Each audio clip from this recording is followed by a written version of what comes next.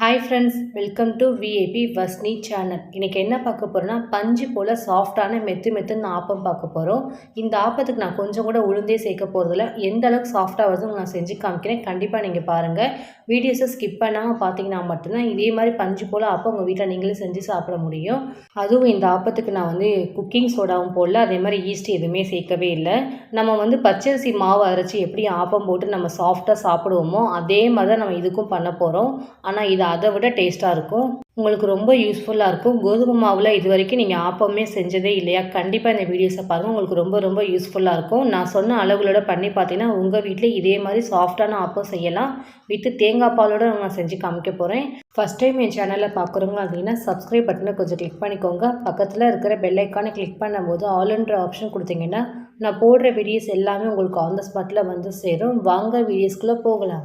நான் இன்றைக்கி கோதுமை மாவில் தான் ஆப்பம் பண்ண போகிறேன். அதுக்காக நான் 1.5 கப் அளவுக்கு கோதுமை மாவு எடுத்திருக்கேன். இந்த 1.5 கப் அளவு கோதுமை மாவு ரேஷியோ பார்த்திங்கன்னா கிட்டத்தட்ட 400 கிராம் அளவுக்கு நான் எடுத்திருக்கேன். எந்த கோதுமை மாவுனாலும் எடுத்துக்கலாம். வீட்டில் நீங்கள் கோதுமையாக வாங்கி கழுவி காய வச்சு அரைச்சி நம்ம யூஸ் பண்ணுவோம் பாருங்கள், அந்த மாவு கூட எடுத்துக்கலாம். நம்ம கடைகளிலே நமக்கு விற்கிறாங்க கோதுமை மாவு பேக்கெட், அந்த மாவு கூட யூஸ் பண்ணிக்கலாம். மாவை ஜலிக்க வேணாம், அப்படி தான் நம்ம யூஸ் பண்ண போகிறோம். மாவில் கொஞ்சமாக தண்ணி ஊற்றிட்டு ஃபஸ்ட் நம்ம மாவு தண்ணி ஊற்றி கரைச்சி எடுத்துக்க போகிறோம். கையால் கூட கரைக்கலாம், இல்லைனா ஹேண்ட் விஸ்க் இருக்குது பாருங்கள், அதை வச்சு கூட கரைச்சிக்கலாம். இந்த மாதிரி ஹேண்ட் விஸ்கை வச்சு கட்டியே இல்லாமல் ஃபுல்லாக கரைச்சிக்கலாம். தண்ணி கொஞ்சம் கொஞ்சமாக ஊற்றி கரைச்சி எடுத்துக்கலாம். அப்போ தான் நமக்கு ஈவனாக ஃபுல்லாகவே நல்லா கரைக்க முடியும். இந்த மாதிரி நம்ம தண்ணி ஊற்றி மிக்ஸ் பண்ணும்போது நமக்கு அந்த கட்டி எல்லாமே கரைஞ்சி வரும். அதே மாதிரி நம்ம இதை தண்ணிலாம் ஊற்றி மிக்ஸ் பண்ணதுக்கப்புறம் மாவை 15 மினிட்ஸ்க்கு அப்படியே ரெஸ்ட்லேயே நம்ம விட்டுறணும். அந்த மாதிரி விடும்போது நமக்கு மாவு நல்லா நமக்கு கரைச்சி வரும். நமக்கு நல்லா சாஃப்டாக இருக்கும். சின்ன கட்டி எல்லாமே நம்ம நெக்ஸ்ட்டு நம்ம கரைக்கும் போது நமக்கு ஈஸியாக எல்லாமே கரைஞ்சி வந்துடும். அதுக்காக தான் இந்த மாதிரி நம்ம 15 மினிட்ஸ் ரெஸ்ட்டில் நம்ம வைக்கிறோம். கோதுமை மாவு ஒரு 15 நிமிஷம் கிட்ட ஆகிடுச்சு, நல்லா ஊறிடுச்சு. இந்த பொருள் எல்லாத்தையும் நம்ம போட்டு மிக்ஸி ஜாரில் மொத்தமாக அரைக்க போகிறோம். ஃபஸ்ட்டு நான் 1 கப் அளவுக்கு வெள்ளை அவல் எடுத்திருக்கேன். இந்த அவல் பார்த்திங்கன்னா அரை மணி நேரத்துக்கு முன்னாடியே நான் தண்ணி ஊற்றி ஊற வச்சு நான் எடுத்திருக்கேன். இந்த மாதிரி கண்டிப்பாக அவல் போட்டு செய்யுங்க, அப்போ தான் நமக்கு நல்ல சாஃப்டாக வரும். அதே மாதிரி 1 கப் அளவுக்கு வடித்த சாதம் ஆற வச்சு எடுத்திருக்கேன். அதையும் நம்ம இதோட சேர்த்து அரைக்க போகிறோம். அரை மூடி தேங்காய் எடுத்து இந்த மிக்சியில் போட்டு நல்லா அரைச்சி எடுத்திருக்கேன். நீங்கள் துருவி கூட எடுத்துக்கலாம். நம்ம எல்லாத்தையும் மிக்சியில் மொத்தமாக போட்டு தான் அரைக்க போகிறோம். மிக்ஸி ஜாரில் ஒவ்வொரு பொருளாக சேர்த்து இப்போ நம்ம அரைச்சி எடுத்துக்கலாம். 1 கப் அளவுக்கு வடித்த சாதம் எடுத்திருக்கேன், அது மிக்ஸி ஜாரில் ஆட் பண்ணிக்கலாம். நெக்ஸ்ட் நான் 1 கப் அளவு தேங்காய் துருவல் எடுத்திருக்கேன், அதையும் சேர்த்துக்கலாம். அதே மாதிரி வெள்ளை அவல் ஊற வச்சு வச்சுருந்தேன், அதையும் ஆட் பண்ணிக்கலாம். தேவையான அளவுக்கு கொஞ்சமாக உப்பு ஆட் பண்ணிக்கலாம். நான் 1 ஸ்பூன் அளவுக்கு ஒயிட் சுகர் எடுத்திருக்கேன். ஒயிட் சுகர் கண்டிப்பாக போடணும். அப்போ தான் நமக்கு அந்த ஆப்பத்தில் கொஞ்சம் கலர் மாறும். தோசையும் நமக்கு சாப்பிடவும் நல்லா கொஞ்சம் முருகலாகவும் இருக்கும்.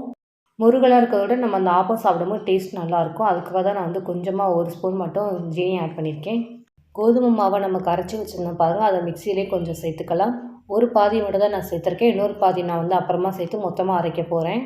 இப்போ நம்ம ஒரு பாதியை மட்டும் மிக்சியை க்ளோஸ் பண்ணிவிட்டு ஃபஸ்ட்டு நம்ம அரைச்சி எடுத்து வந்துக்கலாம். தண்ணி நான் சேர்க்கவே இல்லை. எனக்கு கோதுமை மாவுலே கொஞ்சம் தண்ணி இருந்துச்சு, அதனால் நான் அப்படியே ஊற்றி அரைச்சிருக்கேன். சப்போஸ் உங்களுக்கு தண்ணி தேவைன்னா நீங்கள் கொஞ்சம் ஆட் பண்ணி கூட மிக்சியை க்ளோஸ் பண்ணி கூட அரைச்சி எடுத்துக்கலாம். அரைச்ச மாவை நம்ம வேறு ஒரு பாத்திரத்தில் மாற்றிக்கலாம். இந்த மாதிரி நல்லா ஃபைன் பேஸ்ட்டாக இருக்க மாதிரி அரைச்சிக்கணும். அப்போ தான் நமக்கு ஆப்பம் நல்லா சாஃப்டாக வரும். கோதுமை மாவு நான் ஒரு பாதி தான் அரைச்சிருக்கேன், இன்னொரு பாதி நான் எடுத்து வச்சுருக்கேன். அந்த மீதி பாதியும் நான் மிக்சியில் சேர்த்துட்டு அந்த பாத்திரத்துலேயே அரை கிளாஸ் தண்ணி சேர்த்துட்டு கலக்கி நான் மிக்சியில் சேர்த்துட்டு இதையுமே ஃபைன் பேஸ்ட்டாக ஆகிற மாதிரி அரைச்சிக்கலாம். அரைச்ச மாவை நம்ம ஏற்கனவே அரைச்சிருந்தோம் பாருங்கள், அந்த மாவுலேயே நம்ம இதையும் சேர்த்து ஊற்றிக்கலாம். உங்களுக்கு இதில் பச்சரிசி போட்டு அரைக்கணும்னு நினச்சிங்கன்னா முன்னாடியே 2 மணி நேரத்துக்கு முன்னாடியே பச்சரிசியை 1 கிளாஸ் அளவுக்கு மட்டும் ஊற வச்சுட்டு அதையும் சேர்த்து மிக்சிலே போட்டு நீங்கள் மொத்தமாக அரைச்சிக்கலாம். நம்ம அரிசி அவல்லாம் அரைச்சி பாருங்கள், அதோட சேர்த்து கூட அரைச்சிக்கலாம். நான் இதில் பச்சரிசி எதுவுமே சேர்க்கவே இல்லை. கோதுமை மாவு, தேங்காய் பூ, 1 கப்பு சாதம், அவல், இது மட்டும் தான் நான் எடுத்திருக்கேன். இந்த போட்ட பொருள்லையுமே நமக்கு எந்த அளவுக்கு சாஃப்டாக வருதுன்னு பாருங்கள். நார்மலாக நம்ம இட்லி மாவுக்கு அதே மாதிரி ஆப்ப மாவுக்கு நம்ம எப்படி மாவு அரைச்சி புளிக்க வைப்போமோ அதே மாதிரி தான் அந்த கோதுமை மாவு ஆப்பத்துக்கு நம்ம புளிக்க வைக்கணும். எனக்கு இது புளிக்க வைக்கிறதுக்கு பார்த்திங்கன்னா ஒரு 10 ஹவர்ஸ் கிட்ட ஆகிடுச்சு. ஏன்னா மழை காலம் இருந்ததுனால கொஞ்சம் அந்த சில்னஸில் எனக்கு புளிக்க லேட் ஆகிடுச்சு. 10 ஹவர்ஸ் கிட்ட ஆகிடுச்சு. நான் தட்டு ஓப்பன் பண்ணி காமிக்கிறேன் எந்த அளவுக்கு மாவு புளிச்சிருக்குன்னு பாருங்கள். இந்த மாதிரி புளிச்சு வரும்போது தான் நீங்கள் ஆப்பம் ஊற்றுனா தான் கொஞ்சம் நமக்கு சாஃப்டாக இருக்கும், டேஸ்ட் நல்லாயிருக்கும். புளிக்காமல் நீங்கள் அப்படியே ஊற்றும் போது நமக்கு அந்தளவுக்கு சாஃப்ட்னஸ் இருக்காது. ஸோ மாவு எல்லாமே நல்லா புளிச்சிருக்குது. கரண்டியில் நான் உங்களுக்கு எடுத்து காமிக்கிறேன் பாருங்கள், இது எந்த அளவுக்கு புளிச்சிருக்குன்னு. இந்த புளிச்ச மாவை நம்ம அப்படியே ஆப்பச்சட்டியில் ஊற்றும் போது செம்ம சாஃப்டாக சூப்பராக இருக்கும். மாவை ஃபஸ்ட் நல்லா மிக்ஸ் பண்ணிக்கலாம். மாவு வந்து ரொம்ப கெட்டியாக இருக்குது. நான் ஒரு 1/2 கிளாஸ் மட்டும் தண்ணி சேர்த்துட்டு மாவை நல்லா மிக்ஸ் பண்ணிக்கிறேன். உங்களுக்கு மாவு வந்து தண்ணி கரெக்டாக இருக்குதுன்னா, நீங்கள் அப்படியே டேரெக்டாக கூட ஊற்ற ஆரம்பிச்சிடலாம். எனக்கு வந்து கொஞ்சம் கெட்டியாக இருக்கிறதுனால தான் நான் கொஞ்சமாக தண்ணி சேர்த்துட்டு மிக்ஸ் பண்ணிக்கிறேன். ரொம்ப மாவு கெட்டியாக இருந்துச்சுன்னா, நம்ம ஆப்பச்சட்டியை வந்து கொஞ்சம் சாய்ச்சி விடுவோம் பாருங்கள். சாய்ச்சி ஃபுல்லாக ஸ்ப்ரெட் பண்ணும்போது நமக்கு கொஞ்சம் அந்த மாவு ஸ்ப்ரெட் ஆகாது. மாவு ரெடி ஆகிடுச்சு. ஆப்பத்துக்கு தொட்டு சாப்பிட தேங்காய் பால் நான் உங்களுக்கு ரெடி பண்ணி காமிக்கிறேன். நான் வந்து 1 கப் அளவு தேங்காய் எடுத்திருக்கேன். இதை நம்ம அப்படியே வந்து மிக்சியில் போட்டு தண்ணி ஊற்றி அரைச்சி நம்ம எடுக்க போகிறோம். முதல் பால் 2 பால்னு சொல்லிட்டு 2 வகையாக நான் இன்றைக்கி எடுத்து காமிக்க போகிறேன். நான் வந்து முழு தேங்காய் வாங்கி அதை ஒரு மூடி மட்டும் எடுத்து யூஸ் பண்ணியிருக்கேன். கண்டிப்பாக வந்து ஃப்ரெஷ்ஷான தேங்காவை யூஸ் பண்ணுங்கள். அப்போ தான் டேஸ்ட் நல்லாயிருக்கும். நான் வந்து 2 ஏலக்காய் மட்டும் ஆட் பண்ணியிருக்கேன். ஏலக்காய் இருந்துச்சுன்னா நீங்கள் இதோட சேர்த்து அரைச்சிக்கோங்க. ஏலக்காய் இல்லை அப்படின்னா நீங்கள் டேரெக்டாக ஏலக்காய் பொடி கூட நீங்கள் சேர்த்துக்கலாம். தண்ணியை ஊற்றாமல் ஃபஸ்ட் நான் மிக்சியை க்ளோஸ் பண்ணி அரைச்சிட்டு வந்திருக்கேன். அதுக்கப்புறம் தான் தண்ணி சேர்த்து நான் அரைக்க போகிறேன். எதுக்காக நான் தண்ணி சேர்க்காமல் அரைக்கிறேன்னா, என்னோடய மிக்ஸி வந்து கொஞ்சம் வந்து தண்ணி சேர்த்துட்டா கொஞ்சம் அந்த தேங்காய் எல்லாம் அரைப்படாமல் ஆகிடும். அதுக்காக தான் நான் தண்ணி சேர்க்காமல் அரைச்சேன். தேவையான அளவுக்கு இப்போ 1 கிளாஸ் தண்ணி சேர்த்துட்டு திரும்ப மிக்ஸியை க்ளோஸ் பண்ணி ஃபைன் பேஸ்ட்டாக அரைச்சிக்கலாம். அரைச்சதை நம்ம அப்படியே ஒரு ஃபில்டரால் நம்ம ஃபில்டர் பண்ணி எடுத்துக்கலாம். அந்த தேங்காய் தனியாக, பால் தனியாக நமக்கு வந்துடும். அதே மாதிரி உங்களுக்கு முதல் பால் மட்டும்தான் வேணும்னு நீங்கள் நினச்சிங்கன்னா, டேரெக்டாக நீங்கள் ஹாட் வாட்டர் ஊற்றி கூட நீங்கள் வந்து அரைச்சி எடுத்திங்கன்னா போதும். நமக்கு முதல் பால் கரெக்டாக நமக்கு எல்லாமே நம்ம க்ளீனாக வந்துடும் ஃபஸ்ட்டு பால்லையே. இல்லை உங்களுக்கு 2வது பால் வேணும்னு நினச்சா நீங்கள் நார்மல் வாட்டர் கூட நீங்கள் ஊற்றி கூட இந்த மாதிரி கூட அரைச்சிக்கலாம். தேங்காவை நல்லா புழிஞ்சு இந்த மாதிரி பால் ஃபுல்லாக நம்ம தனியாக எடுத்துருக்கோம். நெக்ஸ்ட்டு நான் அந்த புழிஞ்ச தேங்காய் இருக்குது பாருங்கள், அதை மிக்சியில் சேர்த்துட்டு திரும்பவும் நான் 1 கிளாஸ் அளவு தண்ணி சேர்த்துட்டு மிக்சியை க்ளோஸ் பண்ணி ஃபைன் பேஸ்ட்டாக ஆகிற மாதிரி அரைச்சிக்கலாம்.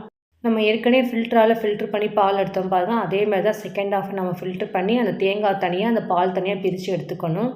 அதே மாதிரி இந்த ஃபில்ட்ரு நம்ம ஊற்றின உடனே அப்படியே நீங்கள் வந்து எடுத்து தேங்காய் போட்டுறாதீங்க. கையால் அந்த மாதிரி நல்லா அழுத்தம் கொடுத்து பிழிஞ்சு எடுக்கும்போது தான் நமக்கு அந்த தேங்காயில் இருக்கிற பால் எல்லாமே நமக்கு நல்லா வரும். நமக்கு வந்து அப்போ தான் குவான்டிட்டி அதிகமாகவும் கிடைக்கும். இல்லைன்னா நமக்கு கம்மியாக தான் வரும் தேங்காய் பால் வந்து. ஸோ இந்த மாதிரி நல்லா புழிஞ்சு எடுத்ததுக்கப்புறம் அந்த சக்கையெல்லாம் தூக்கி போட்டுடலாம். நான் வந்து இன்றைக்கி தேங்காய் பாலோட நாட்டு சக்கரை சேர்த்து மிக்ஸ் பண்ணி தேங்காய் பால் ஆப்பம் சாப்பிட போகிறேன். உங்களுக்கு வந்து சக்கரை போட்டு நீங்கள் செய்யணுன்னா கூட செஞ்சுக்கலாம். இதே அளவுக்கு நீங்கள் சக்கரை யூஸ் பண்ணிக்கலாம். ஆனால் இந்த வெள்ளை சர்க்கரையை விட அந்த நாட்டு சர்க்கரை போடும்போது டேஸ்ட் நல்லாயிருக்கும். உடம்புக்கு நல்லது, ஹெல்த்தியும் கூட. அந்த நாட்டு சர்க்கரையில் நம்ம சாப்பிடும்போது உடம்புக்கு அதிகமாக குளிர்ச்சியும் தரும். இந்த மாதிரி போட்டதுக்கப்புறம் கரண்டியால் நல்லா மிக்ஸ் பண்ணிக்கலாம். அப்போ தான் நாட்டு சர்க்கரை எல்லாமே நல்லா கரைஞ்சி வரும். தேங்காய் பால் ரெடி ஆகிடுச்சு. ஆப்பம் ஊற்றுறதுக்கு மாவு ரெடி ஆகிடுச்சு. ஃபஸ்ட் நம்ம ஆப்பம் ஊற்ற ஸ்டார்ட் பண்ணிடலாம். இந்த மாதிரி ஸ்டவ் ஆன் பண்ணிட்டு ஒரு ஆப்பச்சட்டியை மட்டும் ஸ்டவ் மேலே வச்சுருங்க. நல்லா ஹீட் ஆனதுக்கப்புறம் ஒரு கரண்டி மாவை எடுத்து அப்படியே ஸ்ப்ரெட் பண்ணி ஊற்றுனீங்கன்னா போதும். சூப்பராக நமக்கு ஆப்பம் வந்துடும். இந்த மாதிரி 2 பக்கம் பிடியை பிடிச்சி அப்படியே லைட்டாக அந்த ஆப்பச்சட்டியை சுற்றி மட்டும் எடுத்திங்கன்னா போதும். ஆப்பம் நமக்கு ஃபுல்லாக ஸ்ப்ரெட் ஆகிடும் மாவு எல்லாமே. அதே மாதிரி மாவு ஊற்றின உடனே தட்டை போட்டு க்ளோஸ் பண்ணிடாதீங்க. 1 நிமிஷம் வெயிட் பண்ணிவிட்டு அதுக்கப்புறம் தட்டை போட்டு மூடி விடுங்க. அப்போ தான் நமக்கு அந்த பபிள்ஸ் எல்லாமே நமக்கு அந்த ஆப்பத்தில் வரும். அப்போ தான் நமக்கு பார்க்குறதுக்கு நல்லாயிருக்கும், சாப்பிட்றதுக்கு நமக்கு ஆப்பம் நல்லா குக்காகி இருக்கும். நான் 1 நிமிஷம் மட்டும் அந்த பபிள்ஸ் வர வரைக்கும் வெயிட் பண்ணிவிட்டு அதுக்கப்புறம் நான் மூடி போட்டு க்ளோஸ் பண்ணிவிட்டு அடுப்பை வந்து கொஞ்சம் நார்மல் ஃப்ளேமில் வச்சு இதை குக் பண்ணுங்கள். அப்போ தான் நமக்கு ஆப்பம் ஃபுல்லாக மாவு இல்லாமல் நல்லா வெந்து வரும். 2 நிமிஷம் கிட்ட ஆகிடுச்சு. நான் தட்டை ஓப்பன் பண்ணி காமிக்கிறேன். ஆப்பம் ஃபுல்லாக நல்லா வெந்திருக்கு, பார்த்திங்கன்னா உங்களுக்கே தெரியும். அதேமாதிரி நம்ம போட்ட சர்க்கரையில் அந்த ஆப்பம் நல்லா மொறுமொறுன்னு இருக்குது. நல்லா சுற்றி நமக்கு கலர் வந்திருக்குது. நீங்கள் சர்க்கரை போடலன்னு நமக்கு இந்த அளவு கூட கலர் வரவே வராது. அதனால் நான் சர்க்கரை சேர்த்துருக்கேன். இந்த மாதிரி ஆப்ப கரண்டியில் வச்சு இந்த மாதிரி அப்படியே சுற்றி எடுத்து விட்டிங்கன்னா போதும். ஆப்பம் நமக்கு சூப்பராக வந்துடும். ஃபஸ்ட்டு ஆப்பம் நம்ம எப்படி ஊற்றி செஞ்சோமோ அதே மாதிரி தான் செகண்ட் ஹாஃபும் நான் செஞ்சு காமிக்கிறேன். அதே மாதிரி மாவு வந்து ரொம்ப ஊற்றக்கூடாது. 1 கரண்டி மாவு மட்டும் தான் யூஸ் பண்ணணும். ஸ்ப்ரெட் பண்ணுற அளவுக்கு கரெக்டாக இருக்கும். உள்ளே வந்து ரொம்ப மாவு நமக்கு இருந்துச்சுன்னா நடுவில் வேகவே வேகாது. நம்ம ஆப்பம் பண்ணியிருக்கிற வரைக்கும் கூட நமக்கு குக் ஆகிறது கஷ்டமாக இருக்கும். அதனால் கொஞ்சம் நடுவில் வந்து கொஞ்சம் லேசாக இருக்கிற மாதிரி பார்த்துக்கோங்க. செகண்டாக நம்ம ஊற்றின மாவும் ஆப்பமாக நமக்கு வந்துருச்சு. இதையும் நம்ம அப்படியே எடுத்து ஃபஸ்ட் நம்ம எடுத்து வச்ச பாருங்கள், அதே பிளேட்டில் தூக்கி நம்ம இதையும் ட்ரான்ஸ்ஃபர் பண்ணிடலாம். ஆப்பத்தை எல்லாத்தையும் நம்ம ஒரு பிளேட்டில் எல்லாத்தையும் மாற்றிடலாம். இந்த ஆப்பம் பார்த்திங்களா எந்த அளவுக்கு சாஃப்டாக பஞ்சு மாதிரி இருக்குது, உங்களுக்கு பார்க்கும் போதே தெரியும். தேங்காய் பாலோடு நம்ம ஊற்றின உடனே அந்த ஆப்பம் நல்லா இழுத்து நமக்கு அந்த ஊறி போயிருக்கணும் கண்டிப்பாக. அந்த மாதிரி ஊறினா தான் ஆப்பம் நீங்கள் கரெக்டாக பண்ணியிருக்கீங்கன்னு அர்த்தம். தேங்காய் பாலோடு உங்களுக்கு ஆப்பம் வந்து ஒட்டவே இல்லை, தனியாக தெரியுது அப்படின்னு நீங்கள் நினச்சிங்கன்னா நீங்கள் வந்து கொஞ்சம் பர்ஃபெக்டாக பண்ணலைன்னு அர்த்தம். அதனால் போடுற அளவுகளை வந்து கரெக்டாக பார்த்து போடுங்க. இந்த மாதிரி உங்கள் வீட்லேயே கிறிஸ்பியான சாஃப்டான மொறுமொறுன்னு ஆப்பம் நீங்களும் செஞ்சு சாப்பிட்லாம். தேங்காய் பால் ஊற்றிருக்கேன், நல்லா ஆப்பம் ஊறி இருக்குது. இதை நம்ம அப்படியே எடுத்து காமிக்கிறேன் பாருங்கள் எந்த அளவுக்கு நமக்கு அந்த ஆப்பம் நல்லா ஊறி இருக்குதுன்னு. இதே மாதிரி நீங்களும் செஞ்சு பாருங்கள். பார்த்துட்டு டேஸ்ட் எப்படி இருந்துச்சுன்னு கண்டிப்பாக சொல்லுங்கள். இன்றைக்கி என்னோட ஸ்டைலில் உங்களுக்கு நான் கோதுமை மாவில் சாஃப்டாக எப்படி ஆப்பம் செய்யலாம் நான் செஞ்சு காமிச்சிருக்கேன். அதுவும் கொஞ்சம் கூட உளுந்தே சேர்க்காம சோடா மாவு இல்லாமல் மாவை நான் எப்படி புளிக்க வச்சு நான் செஞ்சு காமிச்சிருக்கேன். கண்டிப்பாக உங்களுக்கு யூஸ்ஃபுல்லாக இருக்கும். நீங்கள் ட்ரை பண்ணி பாருங்கள். உங்களுக்கு ரொம்ப ரொம்ப பிடிக்கும். ட்ரை பண்ணி பார்த்துட்டு டேஸ்ட் எப்படி இருந்துச்சுன்னு கண்டிப்பாக கமெண்ட்டில் சொல்லுங்கள். என்னோட வீடியோஸ் உங்களுக்கு பிடிச்சிருந்துச்சுன்னா லைக் பண்ணுங்கள், ஷேர் பண்ணுங்கள், கமெண்ட் பண்ணுங்கள், சப்ஸ்கிரைப் பண்ணுங்கள். பக்கத்தில் இருக்கிற பெல் ஐக்கானை கிளிக் பண்ணிவிடுங்க. Thank you friends.